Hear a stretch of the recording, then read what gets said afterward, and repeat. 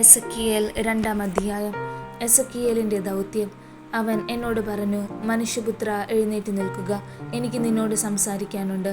അവൻ എന്നോട് സംസാരിച്ചപ്പോൾ ആത്മാവ് എന്നിൽ പ്രവേശിച്ച് എന്നെ കാലുകളിൽ ഉറപ്പിച്ചു നിർത്തി. അവൻ എന്നോട് സംസാരിക്കുന്നത് ഞാൻ കേട്ടു. അവൻ എന്നോട് പറഞ്ഞു, മനുഷ്യപുത്ര, ഇസ്രായേൽ ജനത്തിൻ്റെ അടുത്തേക്ക് നിന്നെ ഞാൻ അയക്കുന്നു, എന്നെ എതിർത്ത നിഷേധികളുടെ അടുത്തേക്ക്. അവരും അവരുടെ പിതാക്കന്മാരും ഇന്നേ ദിവസം വരെ എന്നെ ധിക്കരിച്ചവരാണ്. അവർ മറക്കടമുഷ്ടികളും കഠിനഹൃദയരുമാണ്. അവരുടെ അടുത്തേക്കാണ് നിന്നെ ഞാൻ അയക്കുന്നത്. ദൈവമായ കർത്താവ് അരുളി ചെയ്യുന്നു എന്ന് നീ അവരോട് പറയുക. അവർ ധിക്കാരികളുടെ ഭവനമാണ്. അവർ കേട്ടാലും കേൾക്കാൻ വിസമ്മതിച്ചാലും അവരുടെ ഇടയിൽ ഒരു പ്രവാചകനുണ്ടായിരുന്നെന്ന് അവർ അറിയും. മനുഷ്യപുത്ര, നീ അവരെയോ അവരുടെ വാക്കുകളെയോ ഭയപ്പെടേണ്ട. മുള്ളുകളും മുൾച്ചെടികളും നിന്നോടൊപ്പം ഉണ്ടായേക്കാം.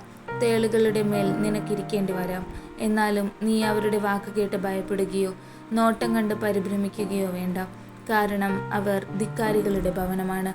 അവർ കേട്ടാലും ഇല്ലെങ്കിലും എൻ്റെ വാക്കുകൾ നീ അവരോട് പറയണം. കാരണം അവർ ധിക്കാരികളുടെ ഭവനമാണ്. മനുഷ്യപുത്ര, ഞാൻ നിന്നോട് പറയുന്നത് കേൾക്കുക. ആ ധിക്കാരികളുടെ ഭവനത്തെ പോലെ നീയും ധിക്കാരിയാകരുത്. ഞാൻ നിനക്ക് തരുന്നത് വായ് തുറന്ന് ഭക്ഷിക്കുക. ഞാൻ നോക്കി, അതാ നീട്ടിയ ഒരു കരവും അതിലൊരു ലേഖന ചുരുളും. അവൻ അത് എൻ്റെ മുൻപിൽ വിടർത്തി. അതിൻ്റെ അകത്തും പുറത്തും എഴുതിയിരുന്നു.